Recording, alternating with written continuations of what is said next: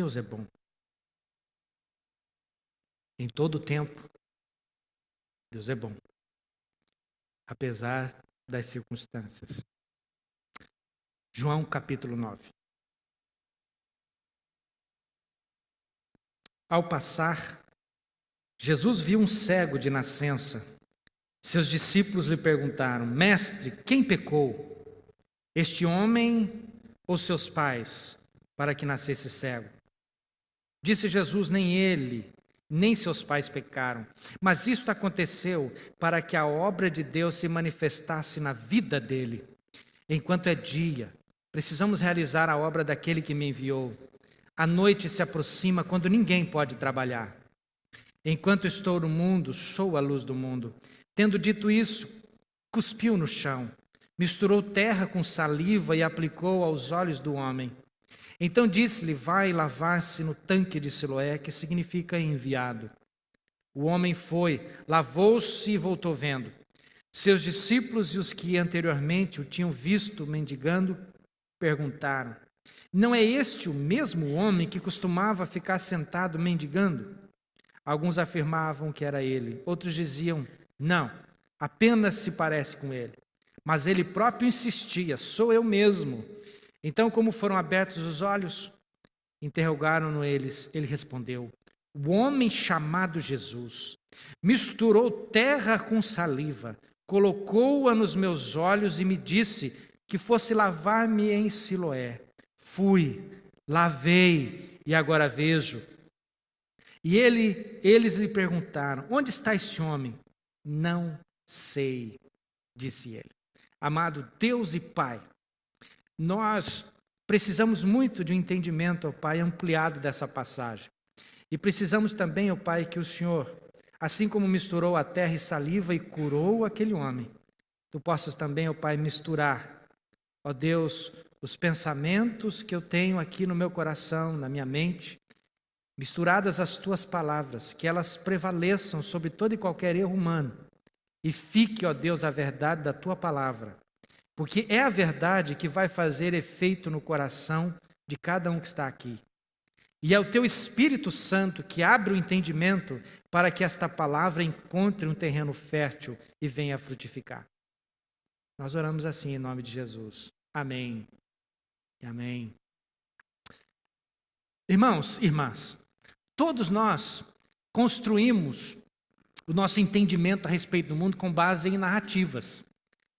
Histórias que a gente ouve, conversas que a gente tem, explicações para o mundo à nossa volta, que vêm, num primeiro momento, da primeira pessoa com a qual a gente troca as primeiras palavras. Pode ser a nossa mãe, o nosso pai, a nossa avó, não sei, ou alguém que cuidou de você. Mas todos nós, irmãos, vamos adquirindo, desde quando nascemos, uma visão do mundo. Explicação para as coisas tais quais elas se nos apresentam. Explicações para as coisas que ainda vão acontecer, a respeito do futuro, a respeito do passado. Ninguém é isento nesse mundo e totalmente protegido, porque se você fosse assim, você não aprenderia nada. Tua cabeça seria vazia. Nem falar a gente saberia. Da mesma forma, irmãos, os discípulos que estavam aqui acompanhando Jesus, eles tinham as suas narrativas, o seu jeito de enxergar o mundo, apreendido através de suas famílias e através também da religião que eles seguiam. Essa narrativa aqui de João capítulo 9 vai nos ensinar a respeito de uma outra narrativa, uma visão, uma explicação que os discípulos tinham em mente a respeito do porquê as pessoas ficavam doentes, porque as pessoas sofriam. A falsa narrativa que eles tinham é que lá no céu há um Deus irado e que está constantemente punindo as pessoas por causa de seus erros. É fato, irmãos, que esses discípulos têm em mente, né, com certeza, textos até mesmo do Antigo Testamento. Nós não podemos fugir disso. De fato, a Bíblia diz, irmãos, e alguns textos nos trazem a ideia de que Deus está punindo as pessoas por causa dos seus erros. Textos que, por exemplo, em Êxodo capítulo 20, onde nós vemos lá que Deus, Ele visita a iniquidade, Ele pune a iniquidade. E que Ele faz isso também, irmãos, até várias gerações após aquele que cometeu o seu delito. Então nos passa a ideia de que alguém lá atrás, se eu estou de repente tendo uma vida desfavorável hoje, é porque talvez o meu pai, meu avô, meu bisavô, seja lá quem for, fez alguma coisa e eu estou agora sofrendo por causa disso. Mas também naquele mesmo texto, irmãos, Deus fala que Ele abençoa até 1000 gerações.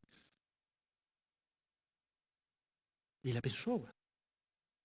Mas preste bem atenção, irmãos, como que nós, hoje pela manhã nós conversamos um pouco sobre isso, como que nós estamos tão contaminados com esse falso entendimento dessa passagem, de que nós educamos nossos filhos, ensinamos a ele, passamos para os nossos filhos a seguinte narrativa, de que Deus é assim mesmo, se Ele for bom, Ele vai ter coisas boas. Se Ele for ruim, Ele vai ter coisas ruins. E a gente diz assim, olha, se você se comportar bem, no final do ano você vai ganhar o quê? Presente. E o pior de tudo ainda, gente, é que a gente fala que é o Papai Noel que vai dar. O pai paga em suaves prestações e o Papai Noel leva o crédito. Né? E que não seja o Papai Noel, talvez seja o próprio pai, a própria mãe, sempre educando as crianças assim. E daí a gente põe Deus no meio dessa narrativa, porque a gente diz para a criança, olha, Deus não gosta disso daí. Não seria muito mais sincero e honesto a gente chegar e falar assim, filho, o pai não gosta disso. Sou eu que não gosto dessa bagunça. Agora. Eu não gosto, filho, que você quebre as coisas por aí. Mas não quebre as coisas, filho, porque Deus não gosta e Deus vai te castigar se você quebrar as coisas. Mas presta atenção, filho, se você for um bom menino, se você for um bom garoto, se você não brigar na escola, se você obedecer ao seu professor, se você fizer todas as tarefas de casa, se você ajudar sua mãe nas tarefas de casa, se você for um menino educado, se você pedir a benção para o vô, para a avó, para o bisavô, para a bisavó, para o tio, para o cunhado, para todo mundo, você vai ser uma criança muito abençoada e Deus vai te recompensar. Mas daí chega um tempo em que essa criança chega para o pai e para a mãe e diz assim, estou com febre, parece, estou queimando. Mas daí não funciona. Mas como que eu estou aqui com febre, com dor? José ficou doente uma vez, quando eu morava lá em Faxinal. Ele pegou uma infecção e a gente não sabia o que era. Ficamos lá no hospital com ele. Ele tinha, acho que 2 anos e pouquinho, 3 anos. E ele ficou 1 dia, 2 dias, 3 dias, 4 dias, 5 dias, 6 dias no hospital. E aí, gente, o José criou a criança simplifica as coisas, né? Não quero estar aqui. É a frase que ele queria usar. Mas ele dizia, não quero que, pai. E eu lembro disso até hoje. Porque ele repetiu, eu acho que mais de 100 vezes num só dia. Não quero que. Não quero que. Não quero ficar aqui. É como é que você explica para uma criança de 3 anos, ou que seja 6 ou 7, de que se ela foi boa, porque você, quando quer incentivar a criança, você faz um reforço positivo. Você está fazendo coisa boa. Mas então por que eu estou com essa dor? Por que eu estou aqui no hospital? Era acometido, era porque esta pessoa ou os seus pais haviam pecado. Então a pergunta, irmãos, quando eles estão saindo do templo, né? Caminhando, saindo do templo, e quando Jesus diz assim, olha, eu vou dizer uma coisa para vocês, eu sou antes de Abraão, eu sou. Jesus tem que sair daquele lugar, tem que sair do templo que muitas pessoas tentam apedrejá-lo. E na saída, ao passar, Jesus vê o cego de nascença. Seus discípulos também viram o cego de nascença, mas agora eles querem saber o que o mestre pensa a respeito dessas coisas, porque o que eles têm em mente é que provavelmente o pai, ou a mãe, ou seus avós, seja quem for, pecou, fez alguma coisa grave, para que ele pudesse fosse nascer cego. A outra narrativa é a possibilidade de que esta criança, já que ele nasceu cego, então dentro do ventre materno, ele fez alguma coisa errada. Olha o que um pensamento, né, o que uma premissa vai resultar. Ou seja, uma criança dentro do ventre materno já peca, e depois ele tem que arcar com as consequências. E uma consequência é a cegueira. Deve ter sido uma coisa bem ruim.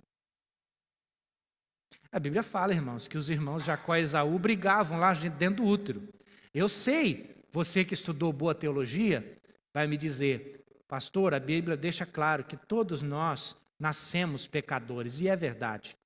Mas esta, irmãos, não é toda a verdade. Isto é verdade, mas não é toda a verdade. Toda a verdade é que Jesus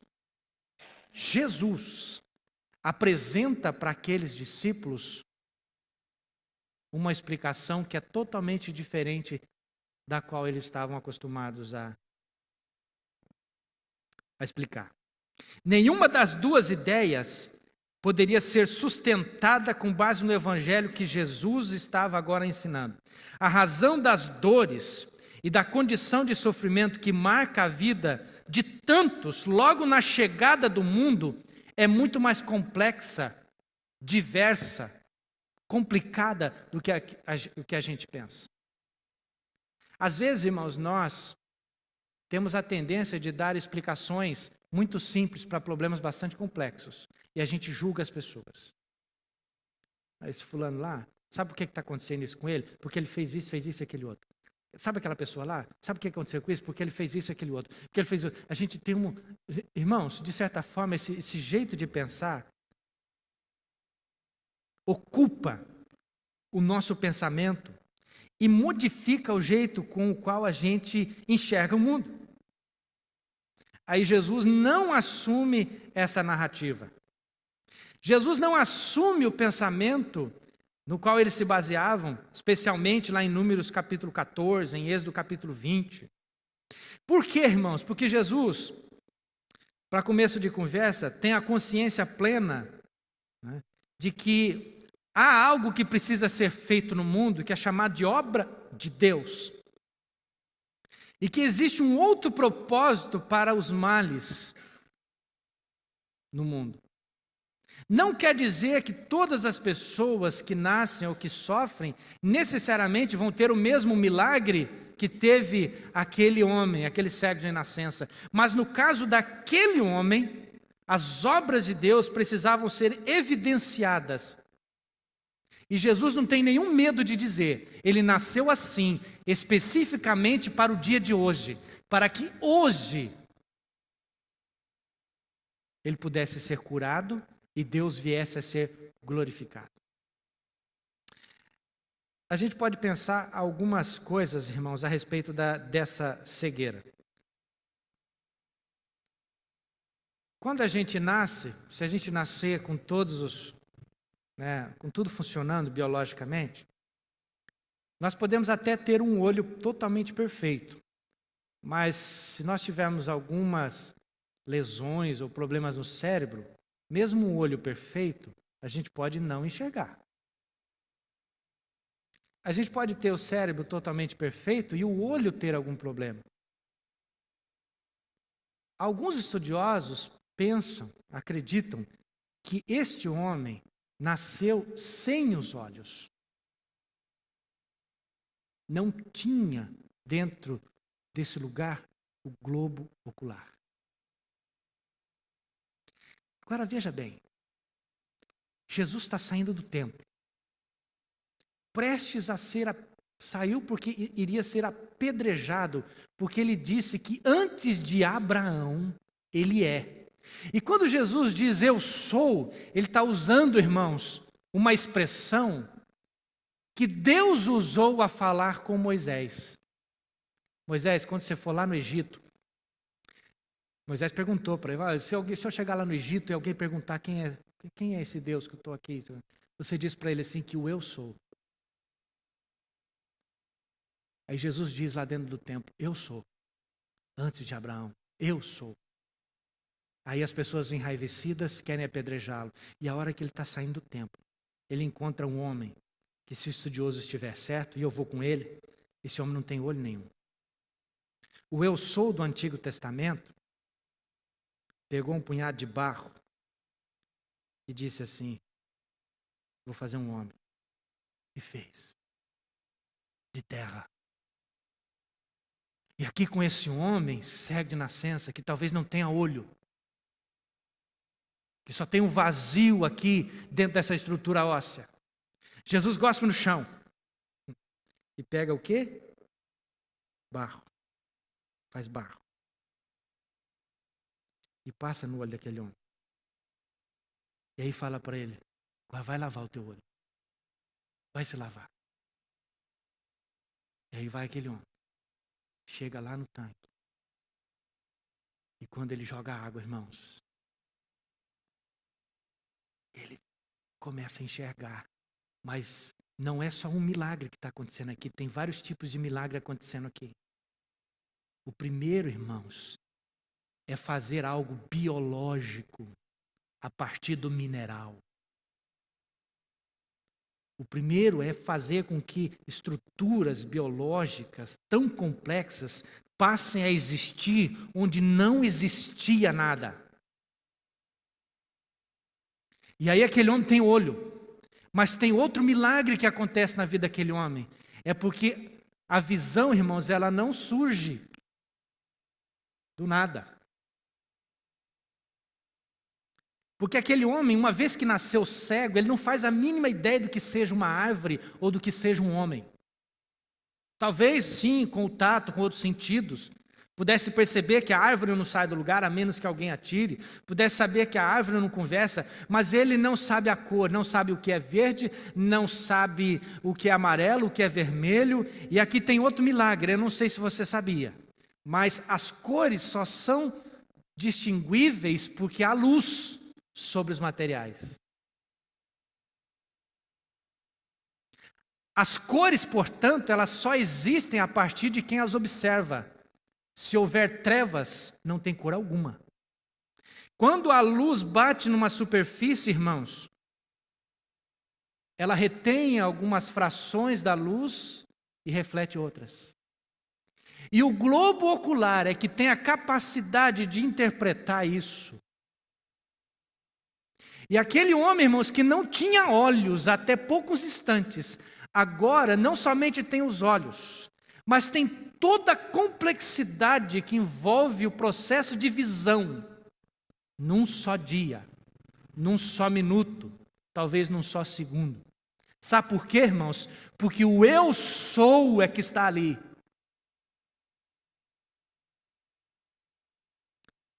E aí, aquele homem deve ter, irmãos, muita coisa ele precisava reaprender ou aprender, tudo para ele era muito novo e ele deve.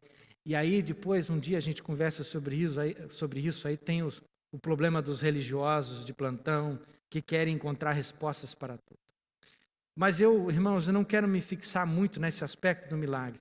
Eu quero tentar corrigir alguns pensamentos a respeito de como que a gente lida com os sofrimentos que a gente tem, porque você precisa reconhecer comigo, Deus faz milagres, mas Deus não faz todos os milagres, quando eu quero, quando você quer. E aí que entra o nosso parafuso. Por que não? Por que tantas pessoas, irmãos, que têm uma vida religiosa, né, boa, num certo sentido, por que eles sofrem? E por que talvez alguns, irmãos, que ao meu julgamento, talvez ao seu julgamento, e que a gente denomina de ímpio, ou de incrédulo, ou de seja lá o que for, outro adjetivo, tem uma vida talvez melhor que a nossa. O salmista lá no Salmo 73, o Asaf, já disse isso, ao observar os ímpios, parece que eles não sofrem as canseiras dos mortais, parece que o corpo deles é um corpo que não se cansa, e o meu cansa. E Asaf é um homem da religião, é um homem que está acostumado a ir para a igreja, a cantar, a testemunhar a sua fé. Ele não entende por que isso acontece. O Novo Testamento também diz, irmãos, que Naamã, você conhece bem a história de Naamã, que está registrado no livro dos reis, é um comandante, comandante do exército da Síria. Ele chega na terra de Israel e é curado. E o Novo Testamento diz, olha, tinha muitos leprosos, havia muitos leprosos no tempo de Naamã. Mas somente Naamã foi curado, os outros não foram.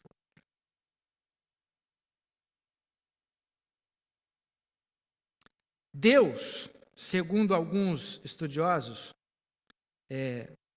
do pensamento judaico da época, diz que Deus dá, o pensamento, irmãos, permeia algumas narrativas bíblicas.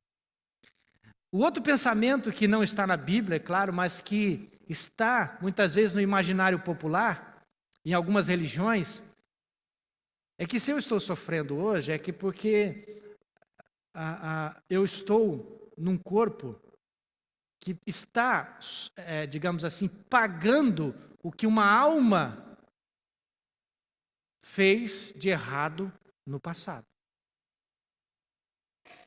Olha a tentativa das pessoas de explicar o sofrimento. Leva a pensamentos absurdos. A olhar para uma criança recém-nascida com alguns problemas, dizer para ela, infelizmente, você está sofrendo porque anteriormente você estava dentro de um corpo que fez muita coisa errada e você está pagando por isso agora. Os discípulos, irmãos, não tinham um pensamento diferente, mas tinha a mesma gênese de que Deus é assim, que está punindo alguém, sempre. E aí Jesus tem outra narrativa. Jesus chega para eles e diz, olha, não foi ele que pecou. Não foi, não fez nada no útero para que nascesse assim. E também não foi o pai nem a mãe dele, mas foi para que o eu sou pudesse manifestar o seu poder exatamente agora. Eu vou te fazer uma pergunta. Você já quis saber como e quando seria punido por Deus por um pecado particular? Ou você já acreditou de alguma forma, ou seja, que alguma coisa ruim que aconteceu à sua vida estava relacionada a algo que você fez para merecê-la? Veja como esse pensamento, irmãos, permeia, né, o nosso cotidiano. A gente carrega esses pensamentos, alguns herdados da religião que a gente tinha anteriormente. E aí a gente pensa, Deus está irado comigo, Deus está me castigando. Essa é uma narrativa falsa. Deus não é necessariamente esse Deus que está sempre irado, mas a narrativa de Jesus é, Deus é bom, Deus é bom. Quando confrontado com o sofrimento de alguém, às vezes eu questiono, você questiona, mas vamos ser sinceros, o fato, irmãos, de a gente não entender, não é a razão para a gente já definir que Deus está fazendo alguma coisa errada. É que eu não entendo, é que eu não compreendo, é que eu não sei. Recentemente, um pastor amigo nosso grupo de pastores, passou por uma situação muito difícil. Ele foi obrigado a sepultar um filho, uma criança. Talvez a dor mais doída de uma pessoa. Estou falando dessas dores da alma, essas perdas, essas coisas que acontecem que parece que arranca o coração de dentro do peito da gente. Eu não passei por isso, mas quem passou pode tentar descrever. Talvez a dor mais doída seja sepultar um filho.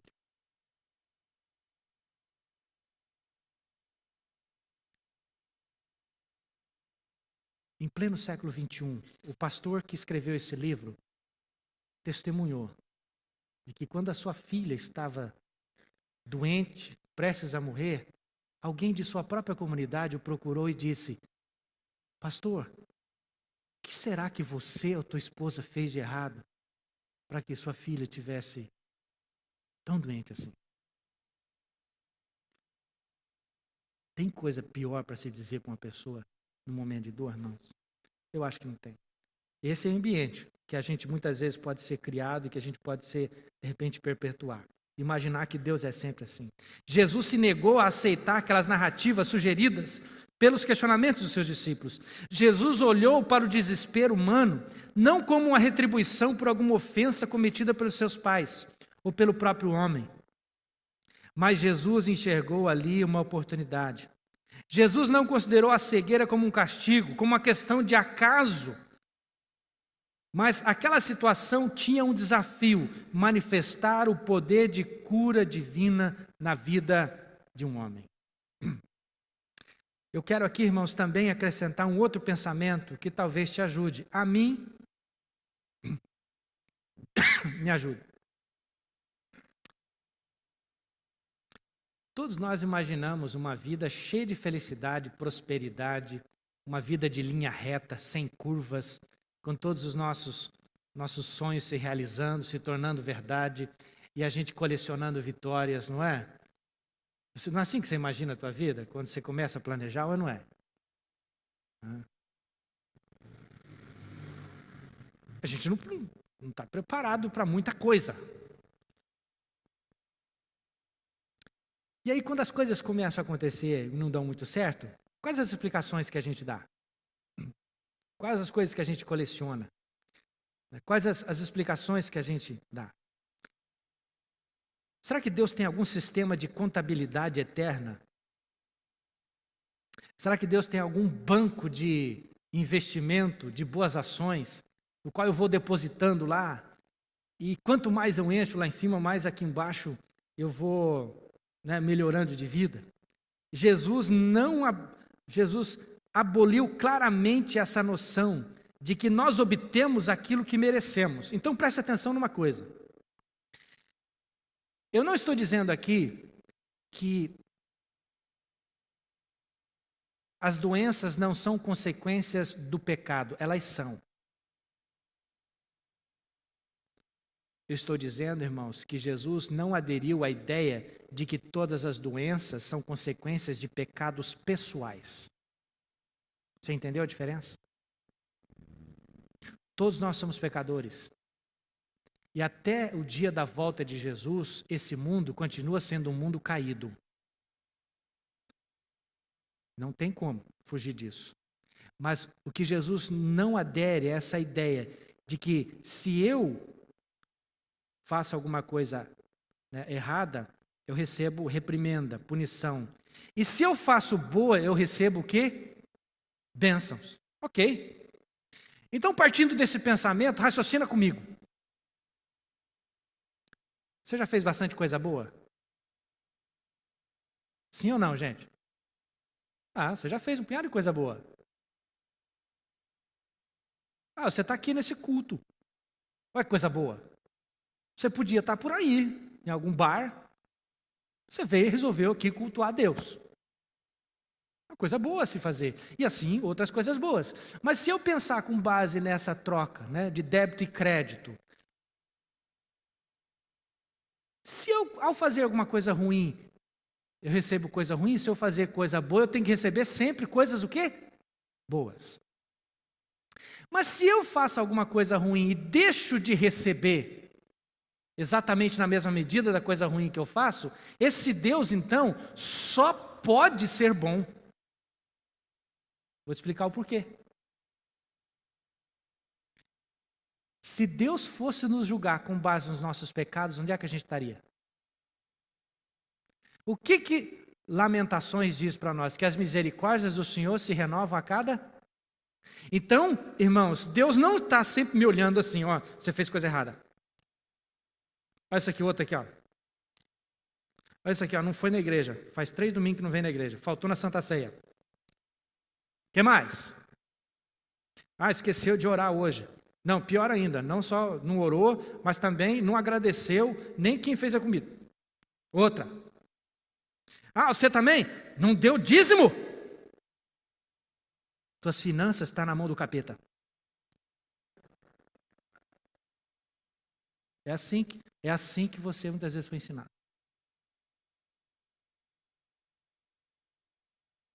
Ah, fez tudo certo? Eu estou fazendo. Isso é tão doentio, meus irmãos, que o que tem de gente na igreja querendo abandonar a igreja, por quê? Porque ele acredita realmente que se fizer tudo certinho, ele comprou um seguro.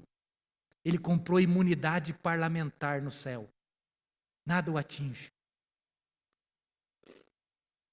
Mas daí o dia que atinge, o dia que a calamidade vem, o dia que uma doença chega, o dia que uma perseguição chega, o mundo dele desconstrói, ele não consegue lidar com isso.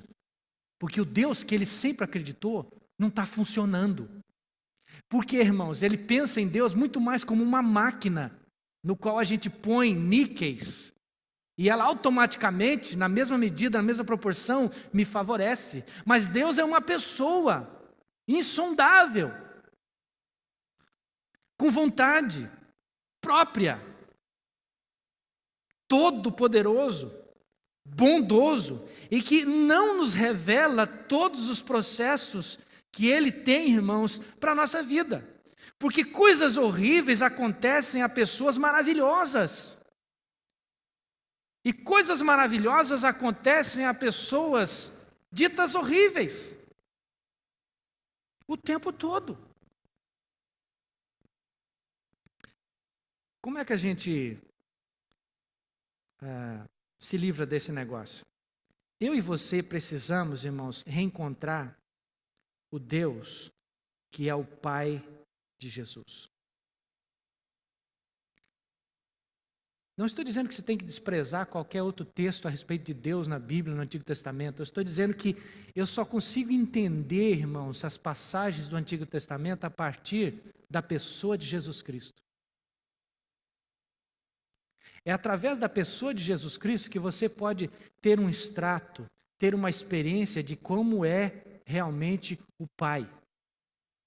Porque a narrativa desse Deus castigador, abençoador, revela a necessidade de ter controle que a gente tem. Nós queremos controlar o futuro, controlar o ambiente à nossa volta, mas eu e você precisamos admitir, nós não temos controle sobre a nossa vida. Agostinho, já no século VII da era cristã, disse o seguinte: não sabemos por que razão o julgamento de Deus, desculpa, irmãos, não é o século VII, ano 350 em diante, até os anos 430. Agostinho diz assim: não sabemos por que razão o julgamento de Deus torna pobre um homem bom, e a sorte que compartilham as pessoas boas ou más. A mais alta justiça é que Deus não é fraco, nem precipitado, nem injusto.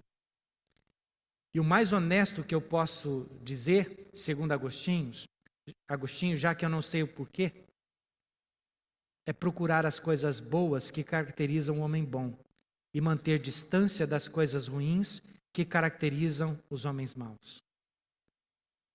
Trocando em miúdos, eu não vou ter todas as respostas, nunca. Eu não saberei todos os porquês. Mas o que eu sei, segundo Agostinho, é que eu preciso procurar as coisas boas que caracterizam o homem bom e continuar sendo bom. E manter distâncias das coisas ruins que caracterizam os homens maus. Esse é o meu objetivo como cristão.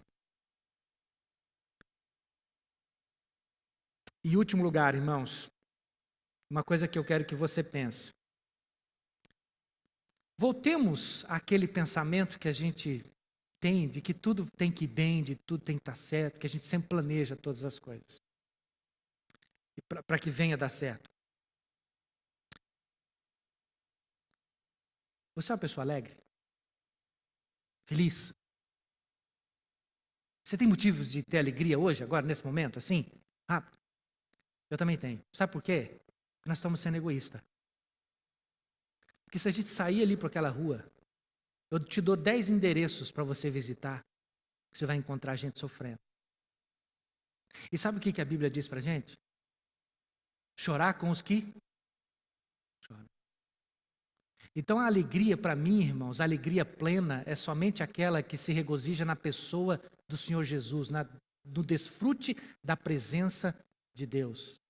Porque a alegria baseada nas circunstâncias, ela é absolutamente egoísta. Porque tem gente, irmãos, nesse exato momento, que não tem como se locomover até uma igreja. E que se eu chegar lá perto dele, ou perto dela, e pôr em prática o que o Novo Testamento diz, eu tenho que me compadecer da sua dor. Aquela dor tem que ser minha também. Então, felicidade com base em circunstância é egoísmo. Agora, preste atenção. Deus tem alguns julgamentos ocultos. O que são julgamentos ocultos? Coisas que ele decidiu, que ele decide e que está com ele. Eu não sei. Quem pensa isso? Santo Agostinho, num livro chamado Cidade de Deus. Deus tem julgamentos ocultos que ele não vai falar para mim e não vai falar para você. Agora, se você elevar ao máximo o sofrimento, multiplicar a mais alta potência, pensando matematicamente, você vai encontrar um homem na face da terra que sofreu tudo por todos. Jesus Cristo de Nazaré. E no dia de mais alto sofrimento da sua vida, prestes a ir para a cruz, no jardim chamado Getsêmani, Jesus, naquele momento de angústia, ele chama Deus de Abba, de Pai. Pai. Pai, se possível, o que, irmãos? Passa de mim esse. Mas ele chama Deus de quem? Pai. Talvez você esteja sofrendo, meu querido, minha querida. Talvez dentro da sua alma você não sabe, né, como é que você vai resolver esse problema. E talvez ele não tenha solução. Talvez você esteja passando por uma perda que até hoje você não consegue lidar com isso. E é difícil mesmo. Mas eu te digo uma coisa. O Abba, o Pai de Jesus, é o teu Pai. É o meu Pai. É o nosso Pai. E todos os julgamentos dele são justos, mas eu não sei. Não tenho como te explicar. Em alguns momentos, irmãos, de algumas pessoas que partilham determinados sofrimentos, determinadas perdas, pessoas que contam suas histórias para mim, eu me calo. E eu agradeço, obrigado por você contar para mim a tua história. Mas eu não tenho resposta lógica para a tua dor. Eu não tenho razão lógica para a tua dor específica, mas eu estou aqui. Porque nós temos o mesmo Pai. E Ele sabe. Ele sabe. E vai ter um dia em que nos encontraremos com Ele, face a face. Onde a luz brilhando plenamente sobre nós, nos livraremos de todos os porquês. Lá não haverá mais dor nem pranto. É isso que significa enxugar dos olhos toda e qualquer lágrima. Mas esse lugar, irmãos, não é aqui. Não é aqui. Enquanto estivermos aqui, teremos aflições. Mas são as aflições que nos fazem se juntar como irmãos e chamar Deus de Pai.